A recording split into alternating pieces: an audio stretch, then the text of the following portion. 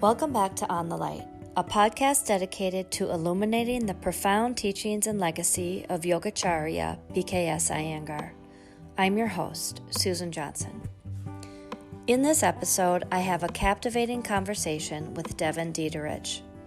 I first met Devon about 2 years ago when she and other teachers spoke on a panel to share their experiences around working with students in trauma. I also see her every Saturday morning during our interactive sessions with Prashant Iyengar on the philosophy of teaching yoga. Both of these events hosted by IYNAUS. Devon is a certified yoga instructor and has been studying yoga since 1978. She developed a neurological disorder which causes a vocal and respiratory tremor. In 2018, Devon went to Pune to study with Geetaji and Prashantji. Each of them had a unique and profound way of working with Devon, which was transformative in her life and in her yoga practice. Today, Devon shares this fascinating experience and the lessons she learned, which are applicable to all of us. Please enjoy this episode of On the Light.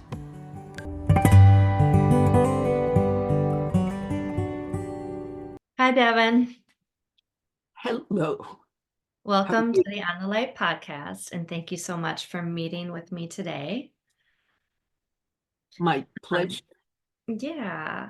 My honor. Well, I'm excited to talk with you and hear your story. Why don't we just jump right in with, can you tell us how you came to Iyengar Yoga? Sure. I maybe came a pretty ordinary way to this practice, at least for an American, a Westerner. I had been doing a lot of stretching. I freely admit, and anybody who knows me knows this, I was a lousy gymnast, but I loved gymnastics as a whole. And the only thing I seemed to have any genuine affinity for was stretching. I couldn't jump. And maybe there was a little precursor of my later neurological issues in that I could not balance on the balance beam. And so that was like a total bust and kind of a little frightening how easy it was for me to fall right off the balance beam. Anyway, but I was good at stretching. And that was through high school and college. When I got out of college and moved away, I really missed having a place to stretch and a surface to stretch on. And a friend said, I'll show you a good stretch. And she brought me to her Iyengar yoga class. And I was instantly smitten with how immensely well thought out and organized the work was. And I was also totally impressed, I thought, with my, vast experience in stretching up to that point. It never even dawned on me that spinal rotations could be done. Yoga does twisting poses. I got introduced my first class to Parifrita Trikonasana, and it blew me away. Gymnasts don't do that. Curiously, they don't. So anyway, that was that. That was all it took. One class, and that was it. I was stuck forever. Never looked back. Except to watch the Olympics. Sorry? To watch the Olympics. Well, I know when we spoke earlier, you told me that in 2018 you had a very unique experience with Geetaji and Prashantji in Pune. Can you tell us about that? I had the background is I've got, as any listener might hear, a vocal and respiratory tremor that I'd been working with for some time. Since 1993 it emerged, and I was not entirely successful, as an understatement, in my efforts to attenuate it or control it. So I have great difficulty arranging for these sorts of things, trips to India.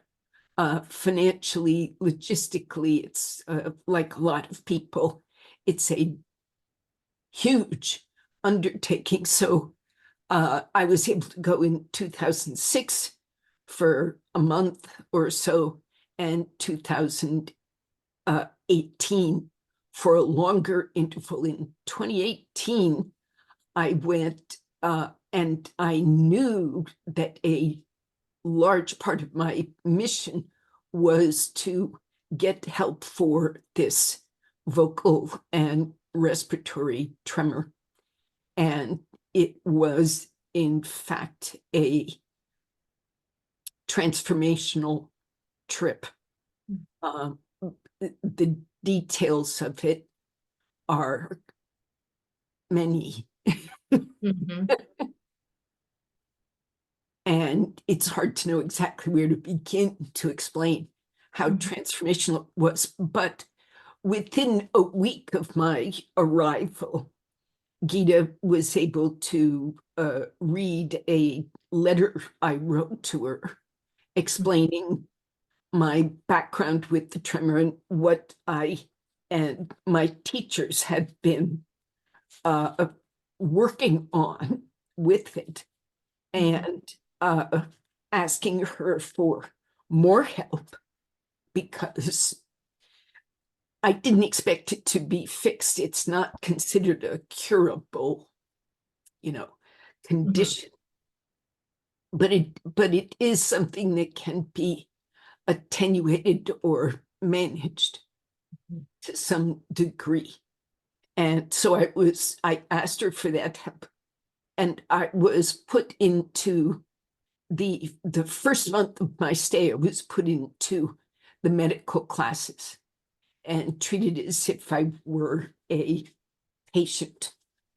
And what that meant for a foreigner who's a patient was I went to all the medical classes and participated as a patient. And then I was also allowed to go to the group practices, the daily practices. And I was allowed to attend, but sitting in the back, taking notes or observing any of the classes I felt like. So I did a lot of that. So I got basically a month of just really complete notes, because all I was doing was sitting, observing, and writing down what was taught and said, and then also working from the point of view of my own practice. So the second month, I got booted out of the medical classes, and I was able to, in a supported way, participate in regular classes in the schedule. And so then my attention shifted to attending the medical classes as an observer, and public classes as a participant and also an observer. And then those practices, continuing with those practices. So it was basically living, breathing, sleeping, eating yoga, and taking notes and transcribing notes. And it was fabulous. Mm-hmm. Maybe if we're going to approach how Geeta worked with me and Prashant in two different ways, understanding for those who haven't learned this, Geeta was the one at the time in charge of the therapeutics classes. Prashant did not attend or participate directly in the therapeutics classes. And his domain was to teach regular asana classes. But even he speaks in his presentations on your podcast. He talks about his interest in the philosophical and metaphysical underpinnings of practice. So even when he teaches an asana class, it is half philosophy, discussion of the mind and the energies, and not strictly what the arms and legs are doing. In fact, rather little what the arms and legs and hands and feet are doing, but really more specifically what the mind and body are doing as a result of what the arms and legs and hands and feet are doing. What's the inner workings of the poses. So I went to the two of them after going to Geeta and explaining in my letter what worked and didn't work in asana terms. I set up a meeting with Prashant and had a conversation with him specifically about the voice itself. In his classes, he talks and refers to and instructs about mantra and speech and the utility of different forms of mantra in one's practice. So it was quite logical for me to go to him and ask for direct advice about speech.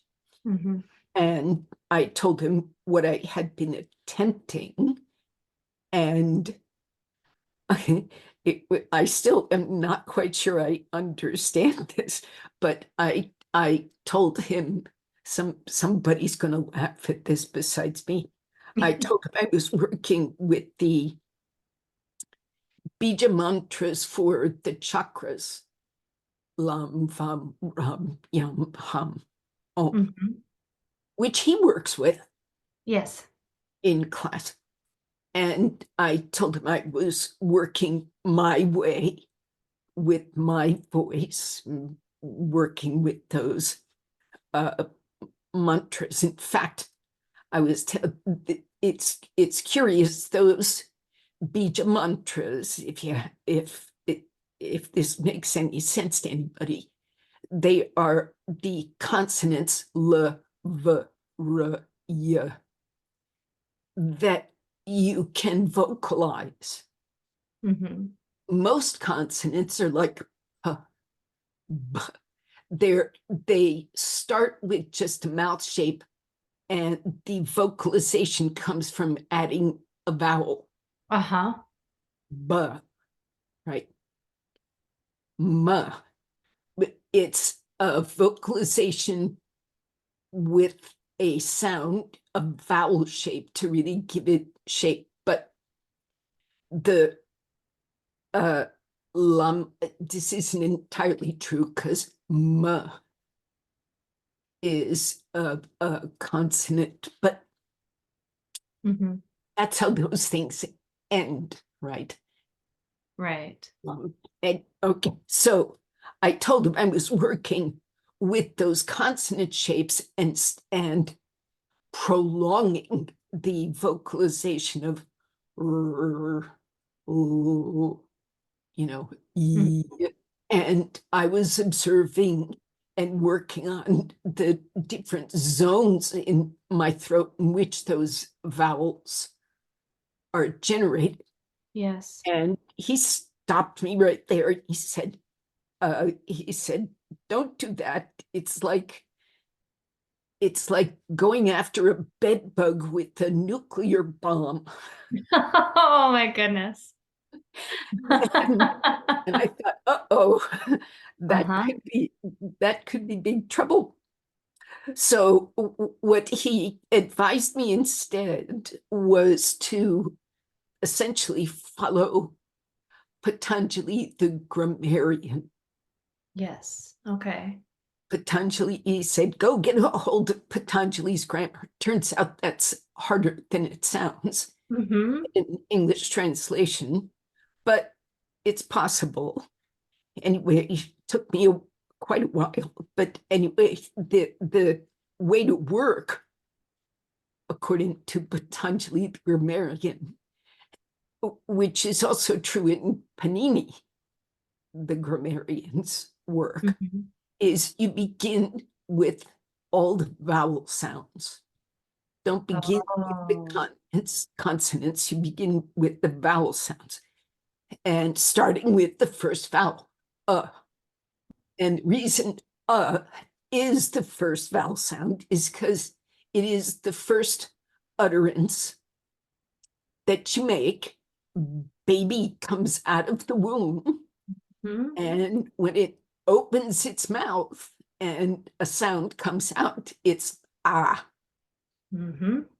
Ah, it's ah. And the vowels go from there. I, and all the vowels. His instructions are a little bit simpler than Gita's, so I can go through them first.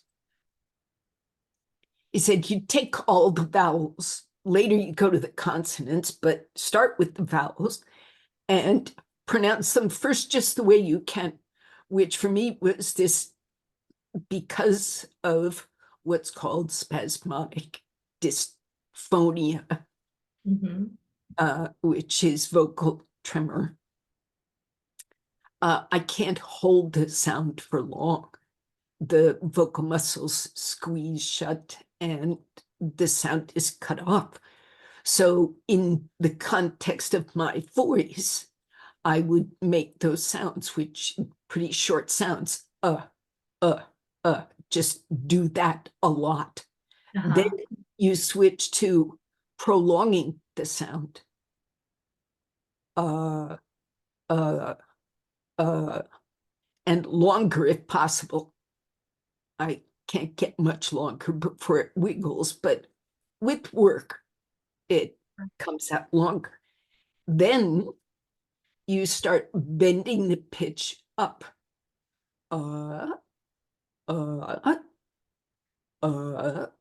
Like that. Then you pitch it down. I'm very bad at chanting. So the bending up, bending down just goes wrong fast. But with time, meaning with repetition, repetition, repetition, repetition, repetition, it gets better. After that, that's 4 stages now. 5th stage is increase the volume. So start not necessarily shouting, but really raising the voice, the force of the voice. That too, quite difficult, involves respiratory musculature that for me is just as spasmodic as the vocal musculature itself, the diaphragm and abdomen. Apan vayu, prana vayu, totally involved with the tremor. So all those things were quite difficult. And what is clear is that repetition, and I don't mean practicing every day. There is that sort of repetition, but there's also the fact that it basically takes a half an hour or 40 minutes of going through this sort of work to smooth out the tremor. Doesn't get rid of it, but the voice begins to be prolonged. And under certain circumstances, which we can discuss in time, I can really get a good tone out, prolonged. So that was Prashant's instruction, and there wasn't any serious modification. The only continuation of it is you start feeding it the consonants. Mm-hmm. Now, in a couple of his books, he's got sections where he talks about mantra, and in one of them, there is a list of the alphabet, basically, as and it's listed in like bija syllables, all the vowels in order and all the consonants. And what you do with the consonants is, like the first consonant is ka. So you match ka with all the vowels, ka, ka, ke, he, ki, ko, ko, right? Ku, and on. So you've got a whole list of ka bijas. Then you go to the next consonant, ka, with that extra H aspiration there, and you match that to all the vowels. And there's basically, it turns out, hundreds of sounds, all of which need to be practiced in that same way: short, long, bend up, bend down, increase volume. And you notice he doesn't say, well, the second one is increase duration. So the variants are pitch and volume and duration.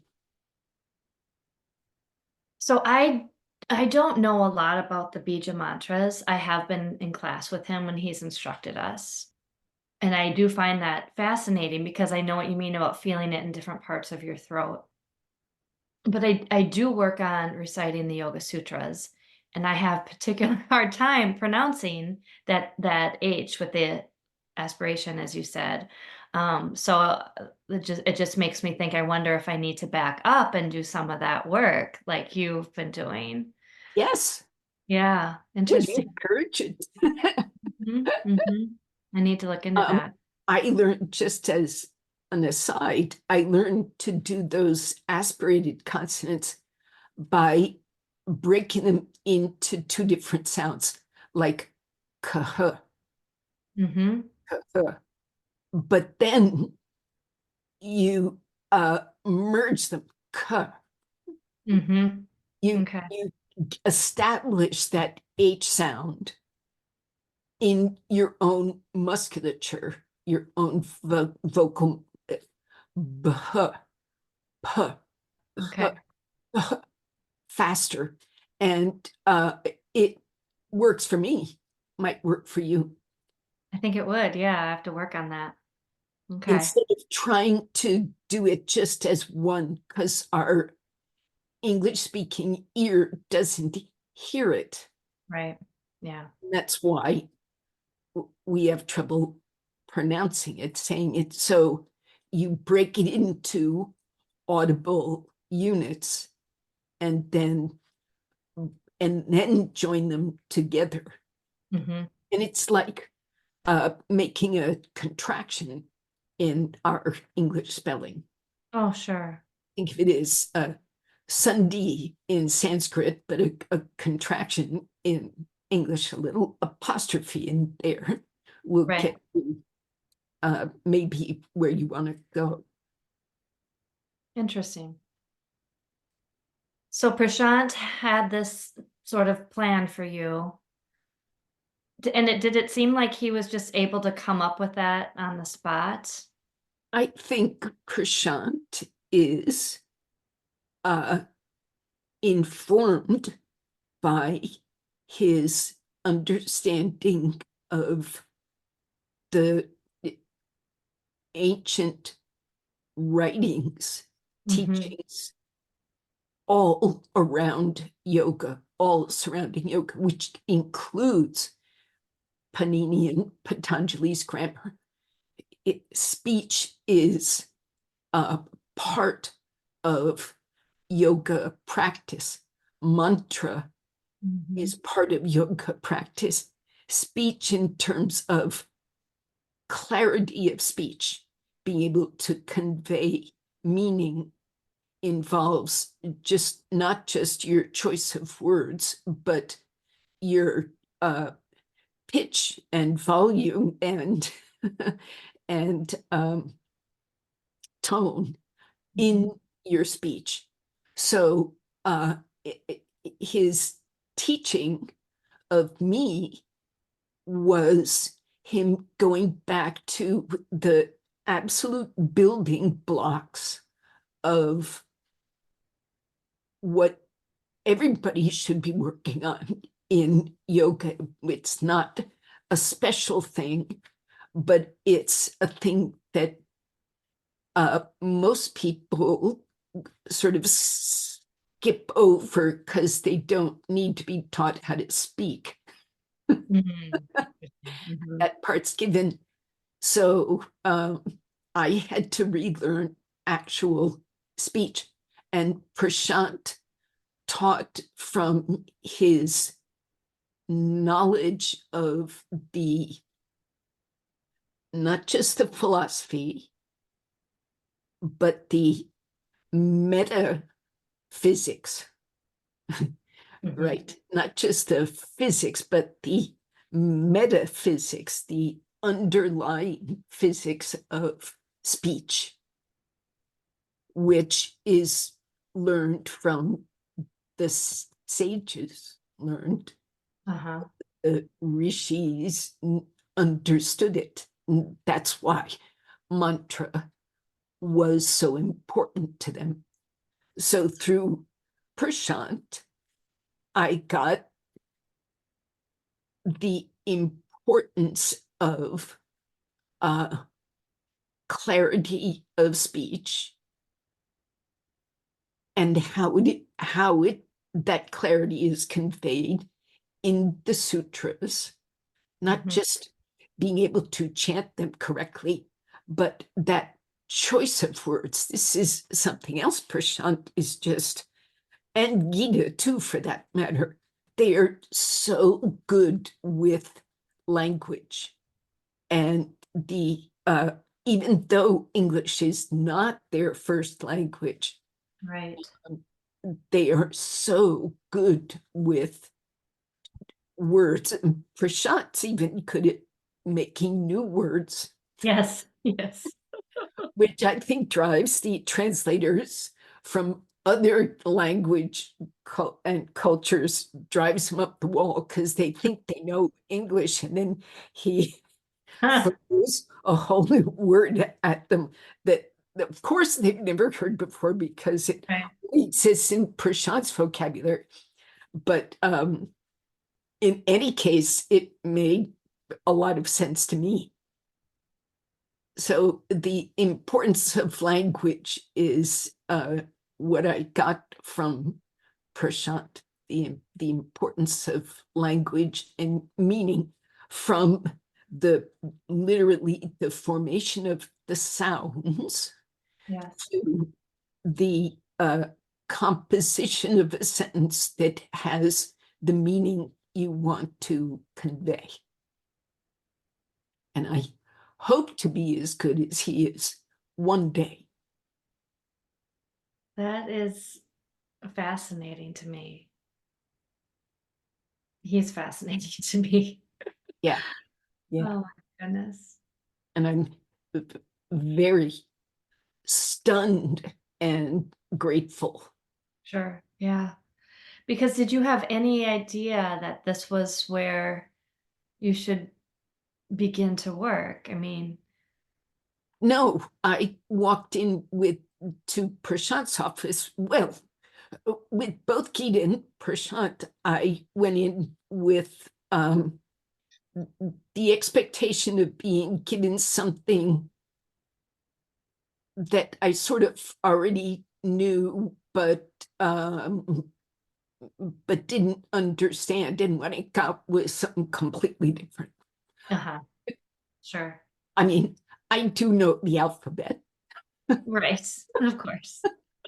but how to use it, how to think about it, how to experience it. I've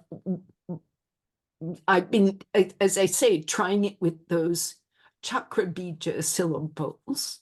Mm-hmm. So in a sense, I had an idea I needed to work with simple sounds, but the ones I was working with were associated with the chakras. And truthfully, I think the alphabet is a much more appropriate place to begin.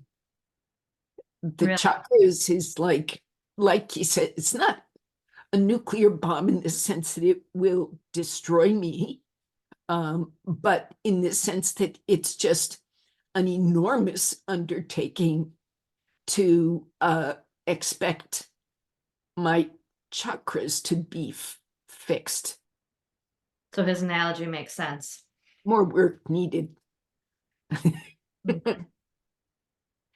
Now, with respect to what Geeta was after, Yes. I had it's in my letter, and I will sort of say this, I was mostly attending ordinary classes and workshops, many with very senior teachers, people who,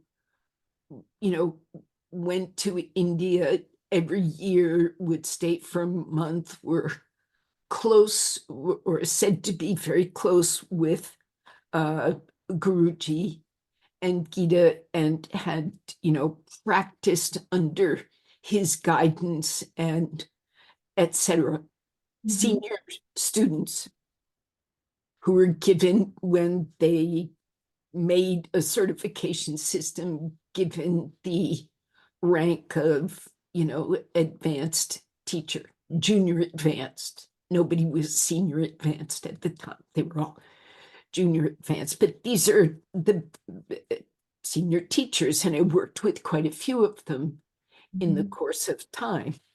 And the tremor emerged in 1993, and it just bloomed, and it went from 0 to 100 in Oh, one day. I mean, I woke up with the tremor, and it took me a few weeks to recognize that it was there to stay, that it didn't seem to be going anywhere. And then within a few months, I started talking to my teachers about it. One of them was helpful in that he recognized that the tremor exists on the pranic level, not on the musculoskeletal level. And to grapple with it, I have to be able to operate myself on the pranic level. So his basic advice was to learn how to stay in the poses for long periods of time. In 93, I'd been doing yoga for 15 years in earnest. And I didn't understand a thing about what it means yogically to stay in a pose. So I undertook to follow this teacher's advice, but I wasn't very successful at having any effect on the tremor, because you can stay in a pose for 20 minutes, which was the advice. Stay for 20 minutes, take support, do what you need to, stay in the pose 20 minutes. And it didn't affect the tremor. And I think it's because I was spending 20 minutes being muscular, various forms of muscular. Oh, interesting. And I hadn't really understood how to get subtle with mind or body. So the advice was, it turns out, completely correct, but I wasn't ready for it. Uh-huh. And moving on to other teachers, many of them, I don't know if they didn't know what to do with neurological issues, or it wasn't the context to grapple with them in a large group workshop where I'm the only one with this kind of problem. It's not neurological issues are common, but particular neurological issues aren't.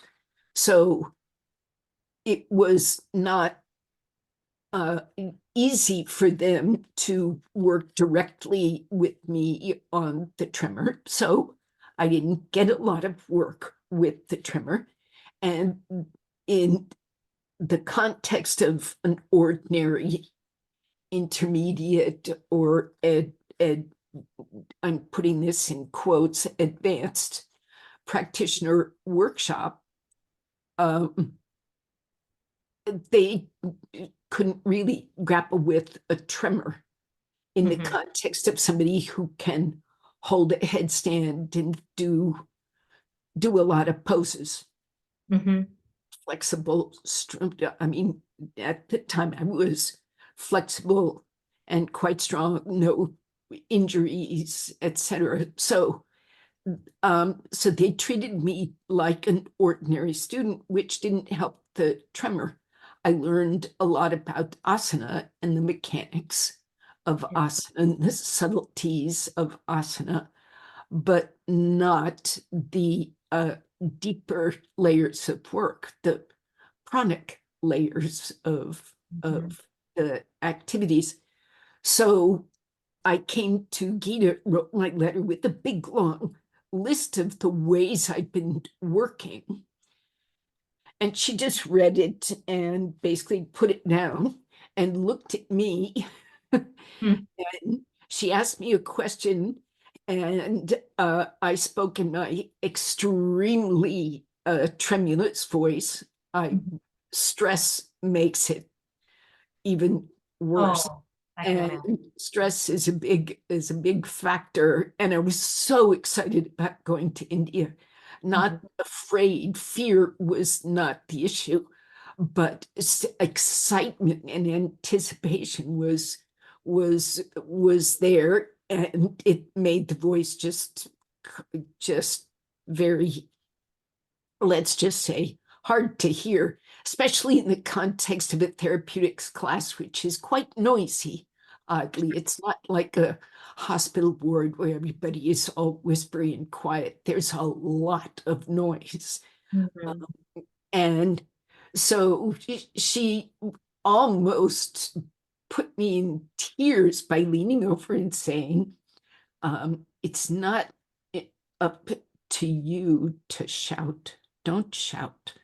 It's not necessary for you to shout. It's necessary for me to shout. So she basically said, you just let yourself be calmer.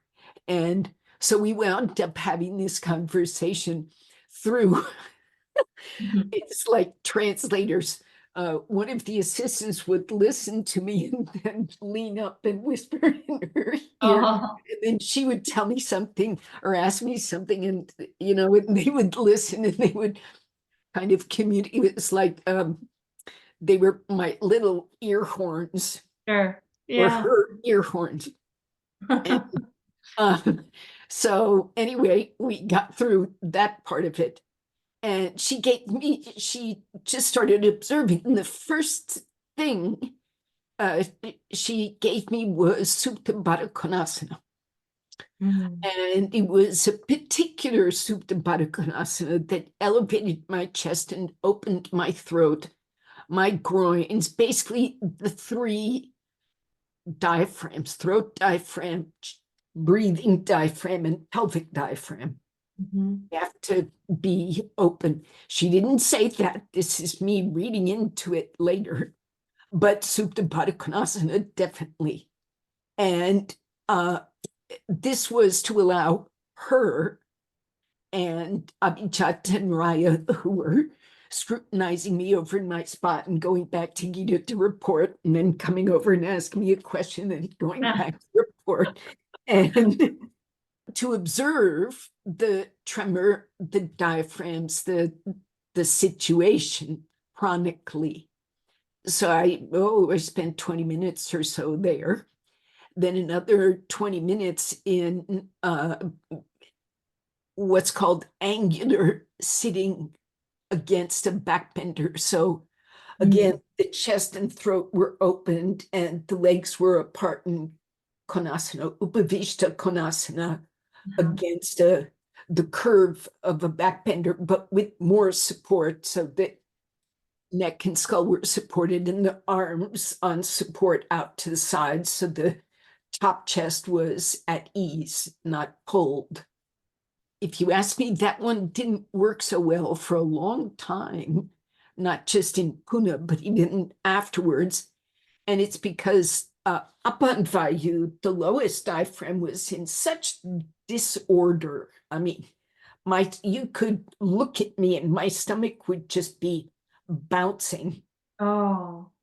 While visibly bouncing, not just the throat and the voice, but abdomen and chest would be visibly bouncing. So they're sitting, lying back gave my pelvic region and chest region a chance to be more still. Being upright, things had started bouncing. So I had to wait for that one to work, but it came into the repertoire right at the beginning. How long did it take for that one to work? A couple of years. Okay. And I will add that at first, all through Pune and for years afterward, I was forbidden from doing retentions and any of the Uddiyana work. But it turns out, I don't know, well, partly I'm sure it was me evolving in my ability to observe and make contact with myself.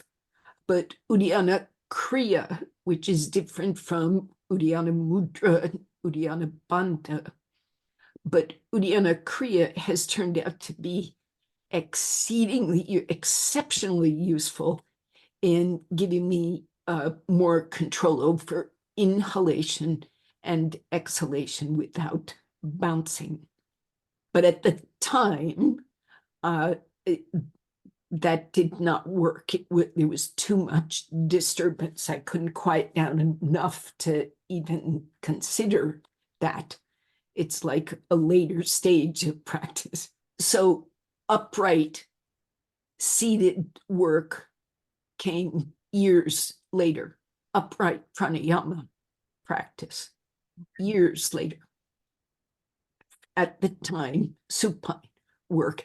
And it was not even pranayama, it was just to get a smooth inhalation and exhalation. It's like proto Ujjayi 1 is where I was at, trying just to get Ujjayi 1 down, not anything more spectacular than that. So after that, she called me over to look at me more closely. And I stood there in front of her, bouncing. And she had me begin with really unusual work in my experience. And it seems like in a lot of people's experience, she had me stick my tongue out in Simha Mudra. So I didn't do the whole of Simhasana, I just stuck my tongue out. And I had explained in my letter that the left side of my nervous system was worse off than the right in terms of communication with my left side of my neck and body. So she made me angle my tongue left. Ah. And then angle my tongue right. And it seemed angling it to the right worked a little better on stretching the tightness and binding in my throat than left side. So Simhamudra, angular Simhamudra, became part of the routine. And I asked her, is this separate or is this merged with the other poses like Supta Baddha Konasana with Simhamudra? Yes. So you put that into everywhere it fits. Everywhere it fits. And the next thing was even more important in the big picture, and it was eye movements. So she had me look up, not super high, not trying to see my eyebrows, but just get above the horizon with my eyes. And then she had me look left. So angular eye movements. Look right, look left, not that fast, much slower, holding eyes left, and see what the effect is. Eyes right, see what the effect is. Well, the effect of the eye movements was to, gotta back up, one of the problems with dystonias is they seem to occur in the part of the brain, the basal ganglia, which is a part of the brain that doesn't just mediate movement and executive function, like I'm going to pick this pen up,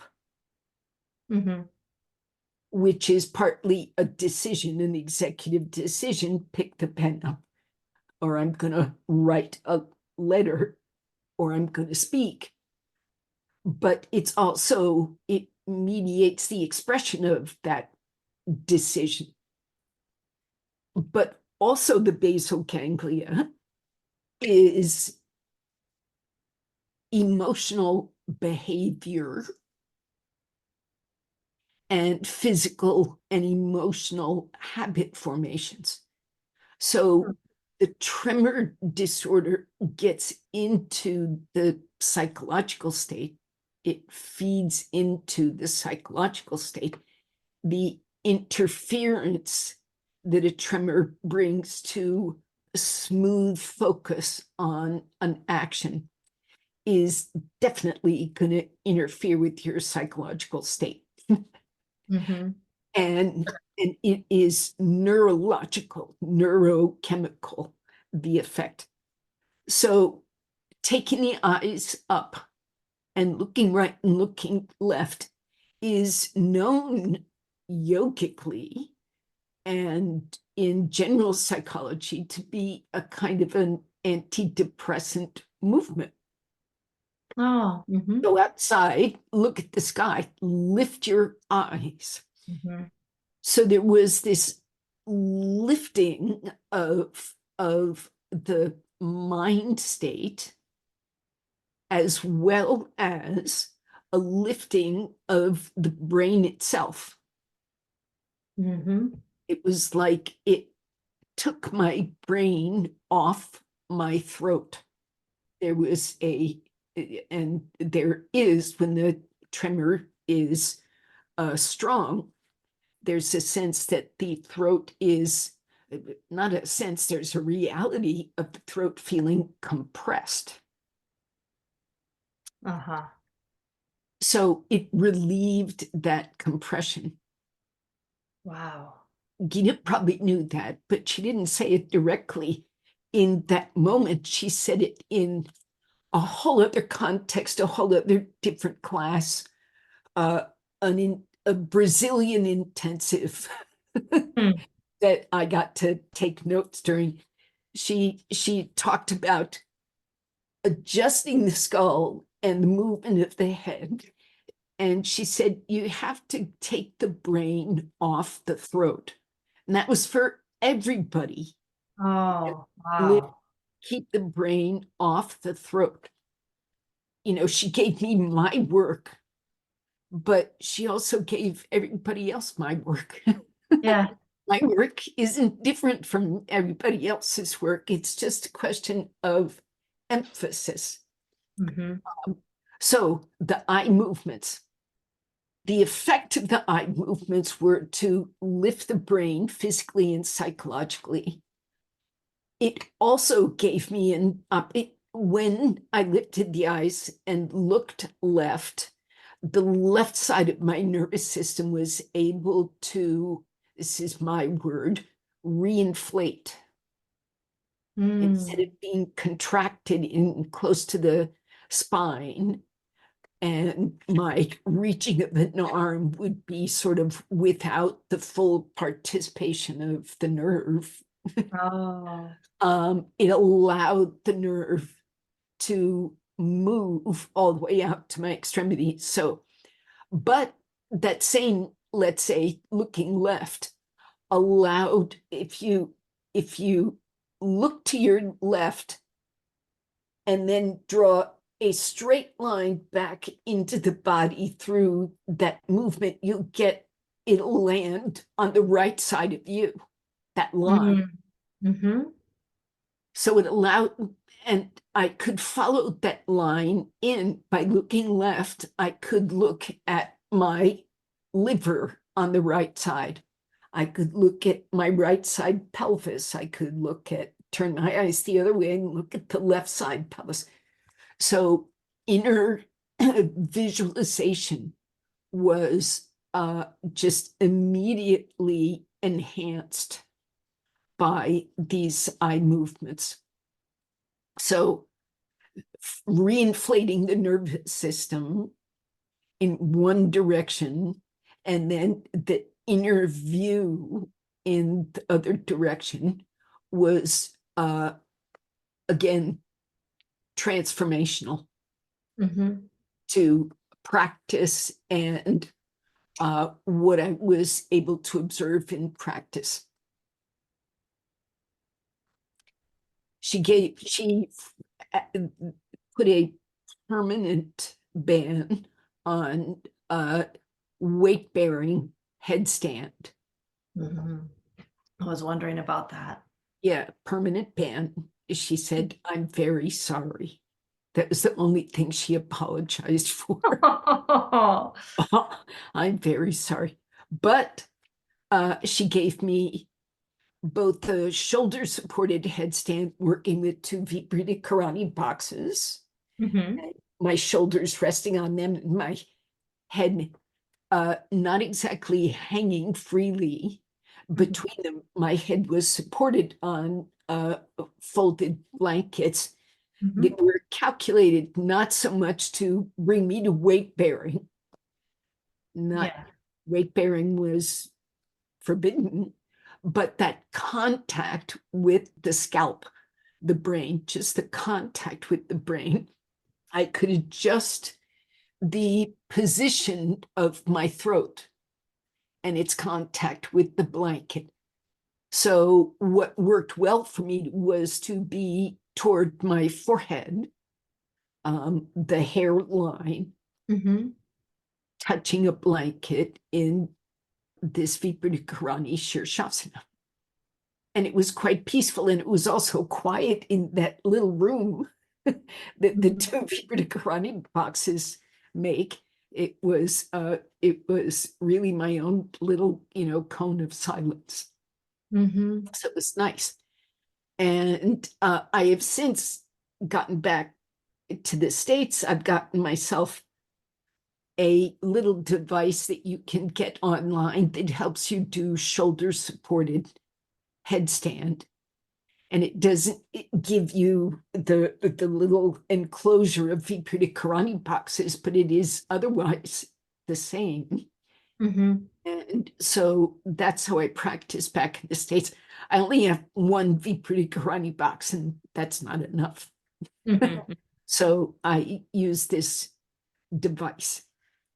And the other Shirshasana she gave me was rope Shirshasana. And the one I very much prefer is hanging from ceiling ropes as opposed to wall ropes. Wall ropes have a confining effect on the pelvis because your groins are smushed back and your back pelvis is smushed forward by the wall. And while that's comfortable for everybody, if you've got an upon value that's in disarray, it's not as helpful as if you can adjust yourself to have a more open pelvic compartment, as Prashant puts it, pelvic confinement. And so working with ceiling ropes was, again, transformational. A lot of the tremor involves a tension right in the middle of me, the middle diaphragm, respiratory diaphragm, and all the musculature and nerves around it. And being able to let that loose only occurred in ceiling rope Shirshasana. First time it occurred. Now that I've felt it, I can bring it elsewhere into the practice. Rope Shirshasana allowed me to free up once again those three zones, the pelvic diaphragm, breathing diaphragm, throat diaphragm. They all were allowed to hang freely and separate from each other and ungrip themselves within themselves. So it was, again, transformational to the extent that I have rearranged my whole house and I've got ceiling ropes in my living room. Good for you. Everything that she gave me, except for the next thing I'm going to talk about, seemingly falls into the category of restorative and therapeutic work, all supported, not much muscularity at all. Okay. Which is, as you can imagine, the opposite of what I had been experiencing up until this point, which was regular old Iyengar yoga work, which is standing poses, forward bends, back bends, twists, inversions, arm balances, and all that hard work. All of it's gone for the time being. So I'm thinking, when am I ever going to get my actual practice back? Practice I know and love back. Well, she's put me into a supported Urdhva Dhanurasana. Now, it was on a halasana box. And depending on the box, they're shorter and taller boxes. So it basically was geared to be pretty high support. So if it's a low box, you start with a transverse bolster that goes crosswise to my spine. Then you put another bolster over it spine-wise. Okay. And you set up that spine-wise bolster so it supports the tailbone, but most importantly, supports the skull. Mm. So my brain could be kept quiet. Key factor here. Yeah. Then my arms would go overhead to the wall or to some kind of support. And I was permitted to straighten my arms and legs and push up, Mm. which can be pretty muscular. Even Yes. though you're not pushing up from the floor, there's still that basic work. And the only proviso is I always keep my head supported. So the brain takes support while the body works. Mm-hmm.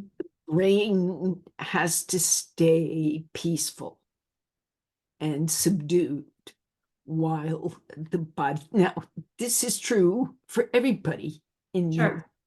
Mm-hmm. except not everybody pays such a price for a hyperactive brain. Mm-hmm. We can fake it. Yes. I think I'm not hyperactive because I don't feel the effect, but there's an effect. Anyway, and maybe with me it's a lot worse than with the next person, not just with the tremor. So there I am, I'm free now to work quite hard, so long as I can figure out how to keep my brain out of the activity, if I can just keep the brain passive. So I had the opportunity to practice doing that Mm-hmm. in this particular sequence. So that was just lovely. It gave me the opportunity to distinguish between, like everybody needs to distinguish between the arm actions and the neck actions in Urdhva Dhanurasana. And we give all kinds of instructions to make that happen, including things that are extremely muscular in the neck, but in the like pulling the head forward to look at the ceiling as you stretch your arms back to Mm-hmm. push up to Urdhva Dhanurasana. Well, that was no longer an option for me, but I had to figure out how to constantly pacify the neck. And it was lovely. It's not like I could stay 20 minutes in Urdhva Dhanurasana, but I could stay much longer than I ordinarily did, just hang out there in that pose. As long as my head had support, I did fine. So there was that. And I also got platform neck curvature, which is like doing Setu Bandha with the knees bent and feet down or the legs straight on support, hips on a Viparita Karani box, and the shoulders on the edge of a platform and the neck freely dropping down, Mm-hmm. with the arms just horizontally out to the sides resting. That was pure restorative and nap time. Mm-hmm. Lovely.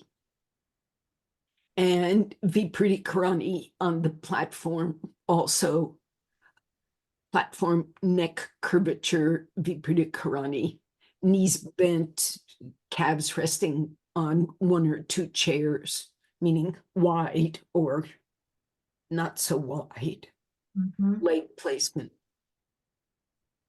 And that was what she gave me as a list of things to work with. Okay. And I spent the next several weeks working with those poses. At one point, I had the misplaced courage to go up to her and ask her if I could please add some poses like forward bends and Supta Padangusthasana, because I was really yearning for that lateral extension work. And she just looked at me and she said, have you learned everything there is to understand about what I gave you? And that immediately humbled me. And I said, no. And I, sort of retreated back to my corner and kept going. But a day later, 2 days later, she sent someone over to tell me, yes, you can add some other poses. Yay. So I did, and I started, I started doing Supta Padangusthasana hanging over a backbender with my head and neck supported, and working with like Matsyasana over the backbender and Supta Padangusthasana over the backbender, and all the seated forward bends I could come up with. Adding Ardha Chandrasana at the Tressler, the neck stretching back and leaning heavily on the Tressler. That was pushing it a bit in terms of the nervous system, the bouncy nature of my abdomen and chest, but with practice and staying, it worked. So as I've returned back to the States, that practice stays pretty fundamental. But because I teach, I've had to work on getting more comfortable doing standing poses, how to do them, how to, you might say, compensate for them in my own practice after teaching them in a class. That's true of a lot of poses. She never even brought up shoulder stand, but shoulder stand I practiced throughout the whole time. Shoulder stand was always part of what was going on. And I learned in shoulder stand to take more than the average support under the shoulders, but also the eye movements were able to take the pressure off my throat.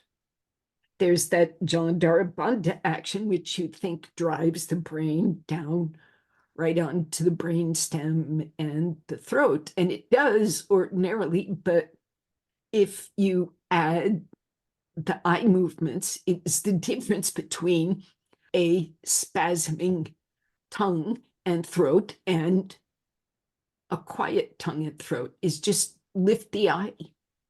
Yeah. It's all the difference. So shoulder stand became wonderful, another wonderful pose, not an exercise in kind of fending off the negative effects of the tremor. I was able to just not have a tremor in shoulder stand. So wonderful. I could keep my inversion practice. That's good. But I have to say, the strength of physical strength, musculoskeletal strength has reduced as a consequence of this sort of practice. And maybe it's also because I'm pushing 70 years old. Musculoskeletal strength does change. and it's kind of a use it or lose it situation.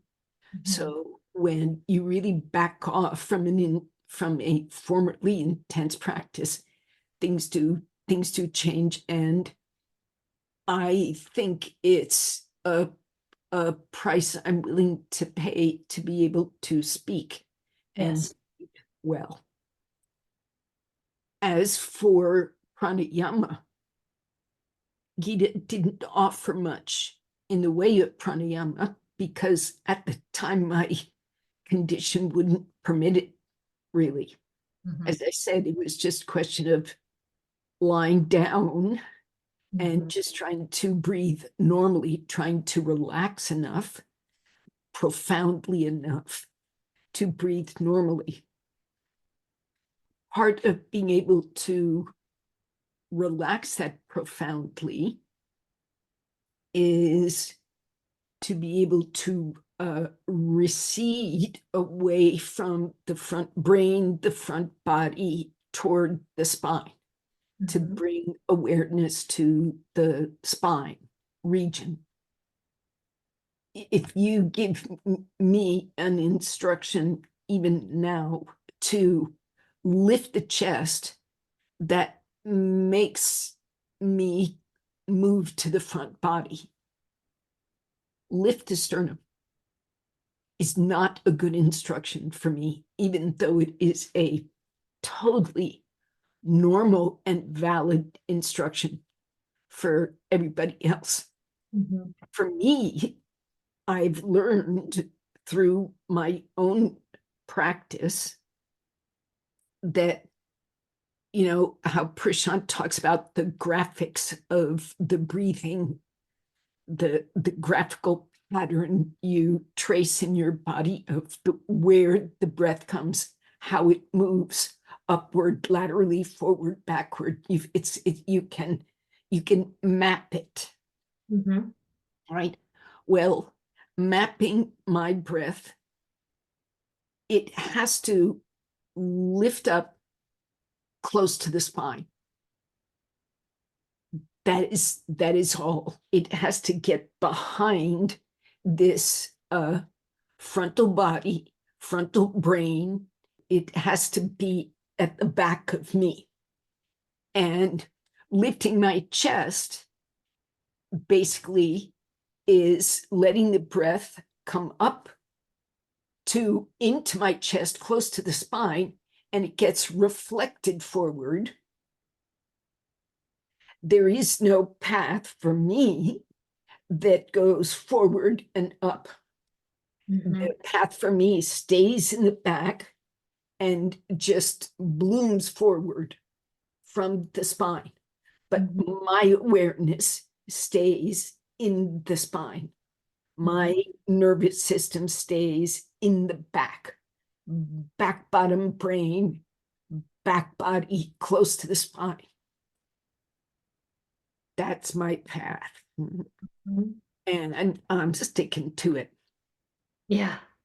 With the Uddiyana Kriya that assists the movement, starting at the pelvic floor, of bringing the awareness and the energy to the back body and raising it up and lowering it down on exhalation at the back body, particularly raising it up. I spoke to Geeta about this, that taking an inhale, I can get up to, you know, maybe I can get up above the diaphragm, but then there would just be a barrier. Just the big NO. And my nervous system, my body, my chest, however you want to look at it, would just say, nope, stop, you're done, exhale now. So, and I couldn't lift up past that. I mean, I could force it, but that would be an aggravation, instant aggravation and disturbance of all the breathing that followed. So getting the hang of Uddiyana Kriya, which starts out being a passive action, like just deflate the abdomen, instead of press the movement backward toward the spine, it would just be drop the movement to the spine and let it come up the spine. Then over time, I was able to add a little more muscularity to it, and that muscular Uddiyana Kriya allowed the breath to come all the way up to where it's supposed to go, to the top chest. Wow. And get reflected forward. So that, I mean, if let's put a date on that. That was 2022. Wow. that I finally got Uddiyana Kriya and a reliable inhalation and exhalation that might resemble somebody else's inhalation and exhalation, your average person's inhalation and exhalation. And that just got me to Ujjayi 1. Everything else has been basically going backwards instead of forwards through the curriculum, meaning I learned that digital breathing, being able to put a constraint on the movement of air, created what I think of as a back pressure. If you do a digital exhalation, there's a back pressure on the air that's moving. And that back pressure releases the tremor impulse. Ah. It quiets things down. And it's pretty simple. I have to be very delicate with it.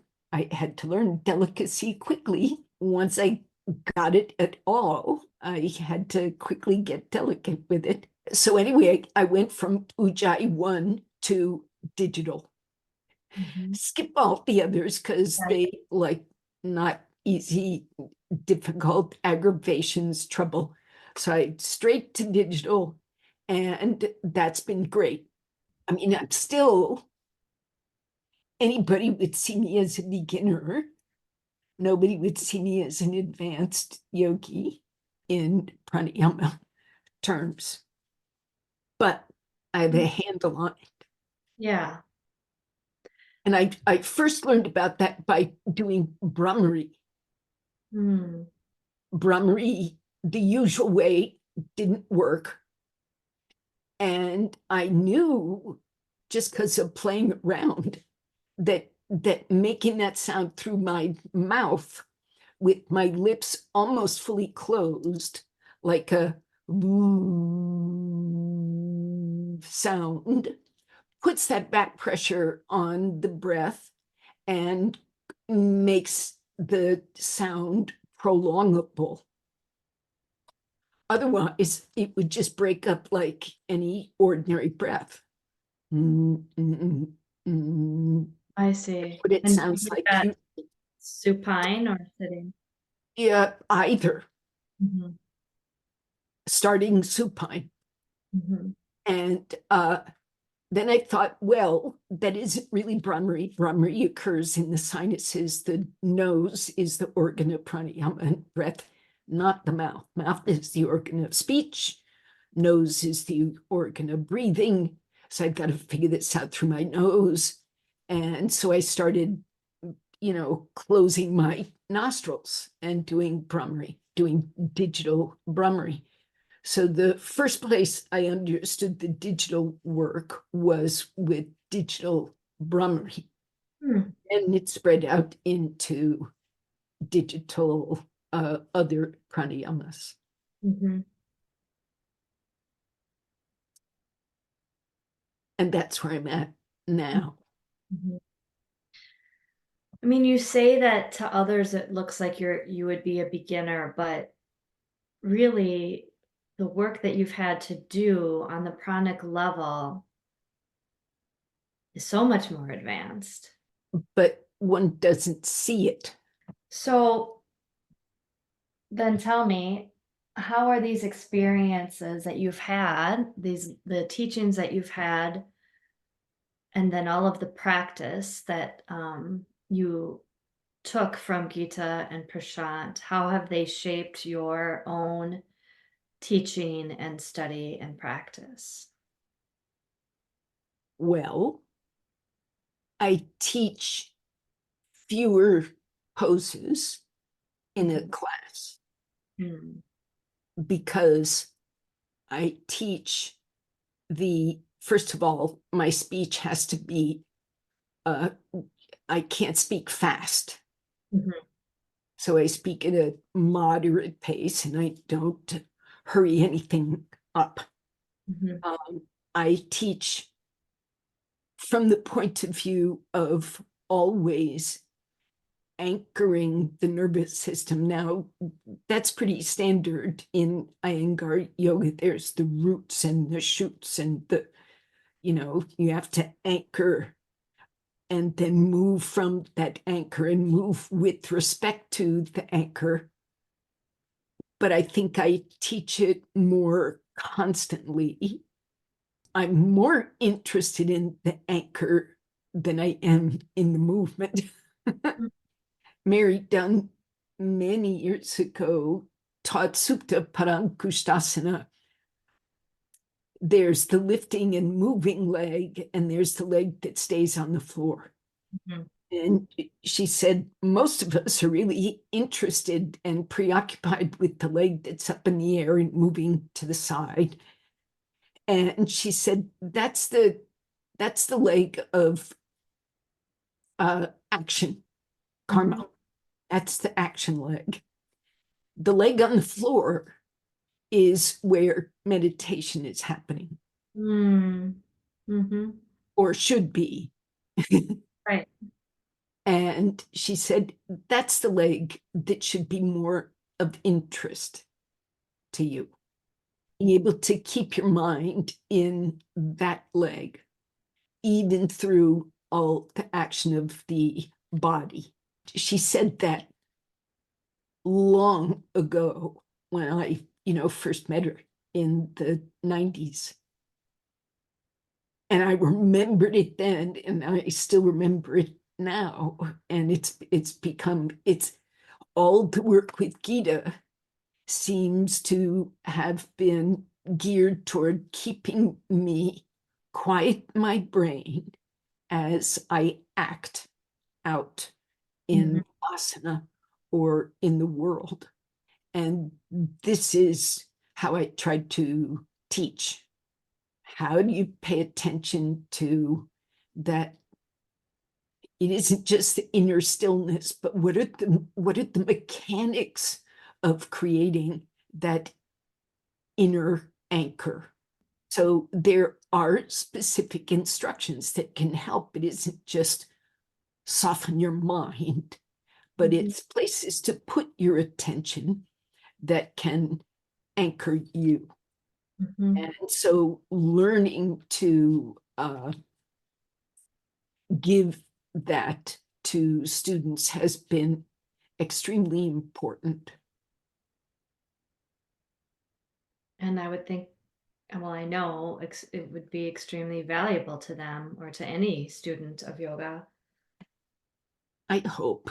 Mhm.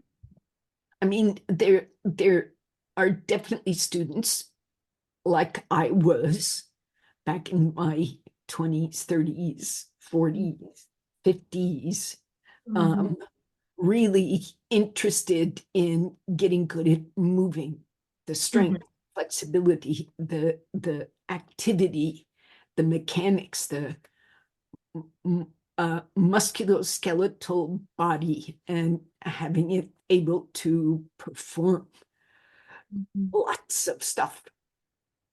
Mhm. And my interest is less in that now.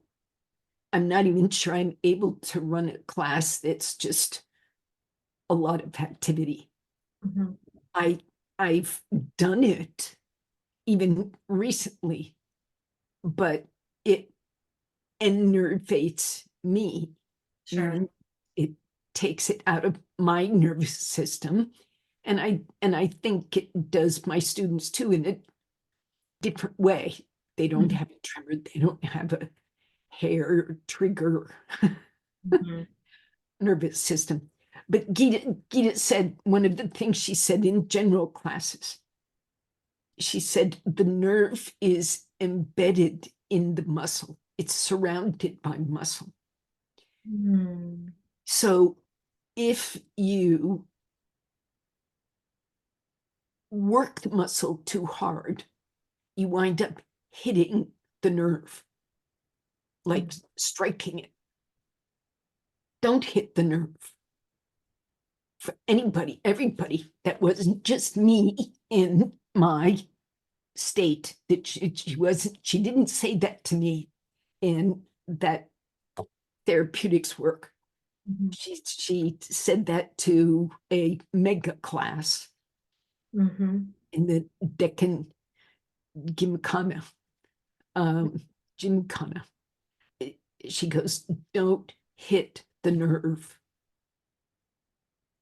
And a lot of rapid and forceful activity can do that, can hit the nerve, or misdirected activity can hit the nerve, even if it's slow. you can hit the nerve slowly and you can hit the nerve fast.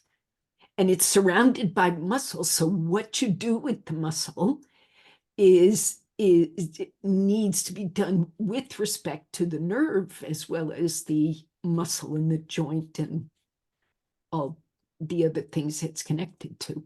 Mhm. So it's not like this information that she gave me is new and unique. Mhm. It was sprinkled in to all the rest of her work. She spoke about the Yoga Sutras and the, let's see, Savita, right. She goes, don't let the mind go to the past. The mind opens into the present when you give it space. It gets forced out of the present when you don't give it space. She says, work less on analyzing parts of your pose while you do it. That is, work less on this vitarka. Mm. You have to work sa vichara, not sa vitarka. You have to, the frontal brain is the analysis and decision and judgment and evaluation, and I like this, I don't like that, and let's do more of this and let's do less of that. It's that kind of, that part of the brain. Mhm. Savitarka. Savichara.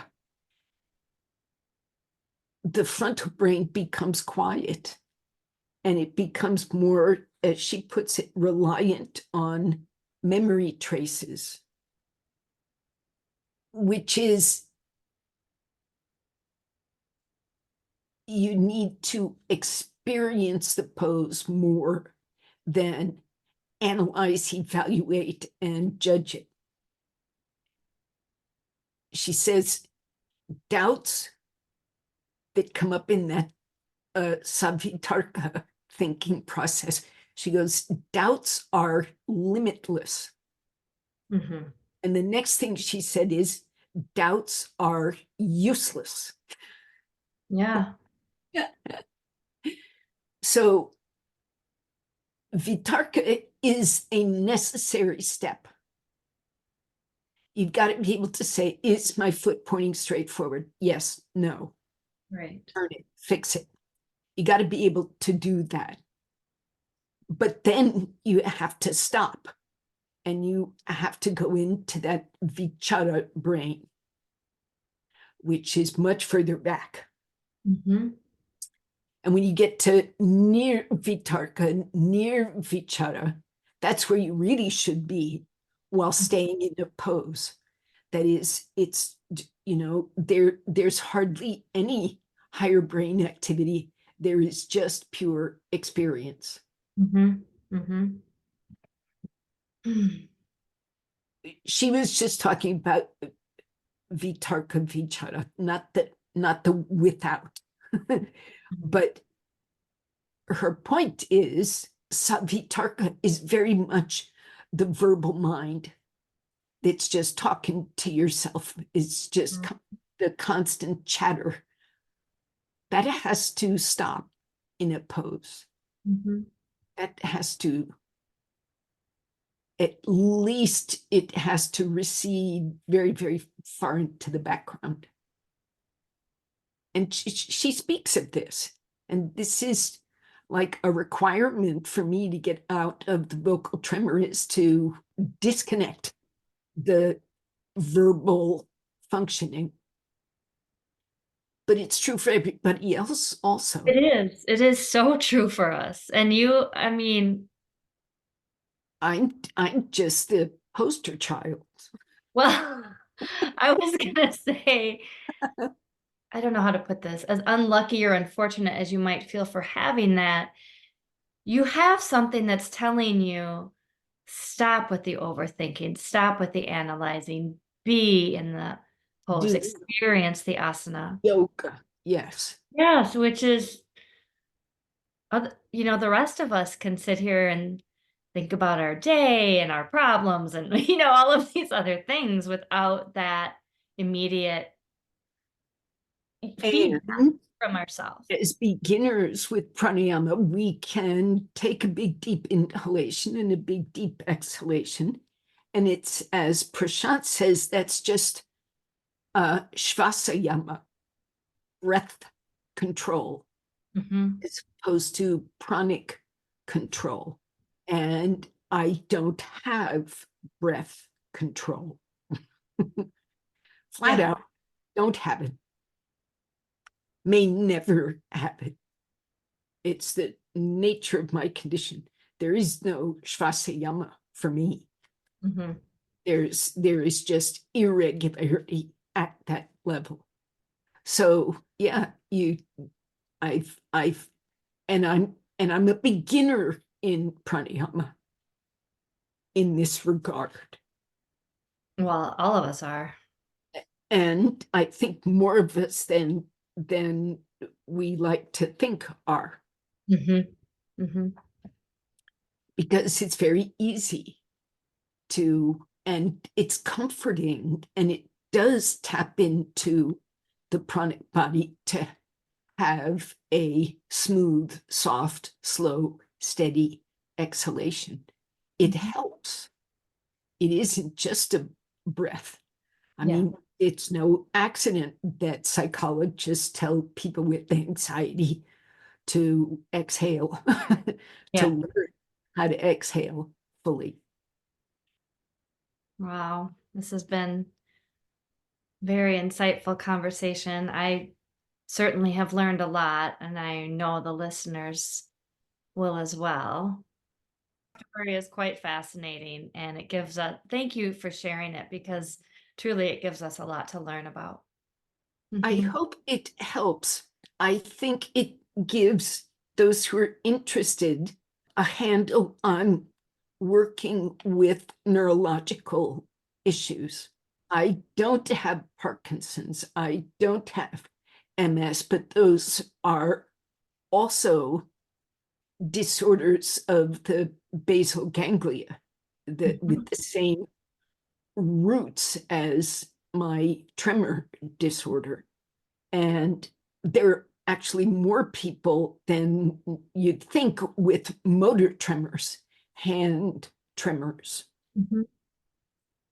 And I think what I've learned is a way of helping a lot of people with neurological issues. And the eye movements are a doorway into a whole world of internal observation that most of us lack at this point. But if you just lift your eyes up, you'll start seeing more. Yeah, I hope it's helpful. I think it will be. I really do. And I appreciate you saying that about MS and Parkinson's. My sister has MS, and I think about how yoga could help her. So anyway, it's very The interesting. nerve embedded in the muscle, Mhm. how the muscle works can, put a kink in the nerve or smooth it out.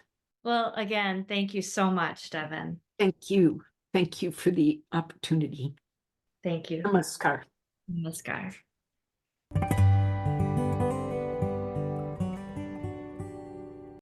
Thank you for tuning in to On the Light. Stay with us as we continue to unfold the life's work of BKS Iyengar and the auspicious subject of yoga. Today, I leave you with this closing message from Devon. I cannot properly express how lucky I feel to have worked directly with Prashant and Geeta Iyengar, most especially in what turned out to be the last months of Geeta's remarkable life. I am profoundly and permanently grateful for every moment they spent with me. Each time I review the notes from those moments in Pune, I see where both Geeta and Prashant took my ordinary understanding of the nature of yoga and its practice and simultaneously blew it apart and pieced it back together with a vastly deeper connectivity than I had experienced before.